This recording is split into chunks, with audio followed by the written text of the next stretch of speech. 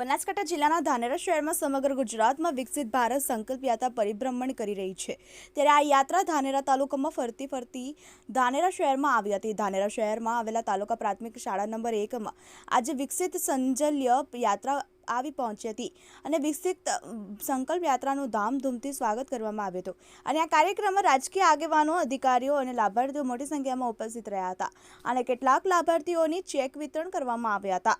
ધાનેરા શહેર નગરપાલિકા દ્વારા સુંદર આયોજન કરવામાં આવ્યું હતું અને અલગ અલગ સ્ટોલ ગોઠવવામાં આવ્યા હતા જે લાભાર્થીઓને લાભ લેવાનો હોય તેવા લાભાર્થીઓના ફોર્મ ભરવામાં આવ્યા હતા અને મોટી સંખ્યામાં લોકોએ અલગ અલગ વિભાગના લાભોમાંથી લોકોએ લાભ લીધો હતો અને આ કાર્યક્રમમાં ભાજપના અગ્રણી નેતાઓ તેમજ હોદ્દેદારો ઉપસ્થિત રહ્યા હતા। આ કાર્યક્રમમાં તાલુકા પ્રાથમિક શાળા આચાર્ય ગૌરવભાઈ સોલંકી અને એમનો સ્ટાફ અને શાળાની બાળકીઓ દ્વારા આવેલા તમામ મહેમાનોનું સ્વાગત કર્યું હતું। Mehboob Belim, TV 18 news, Dhanera.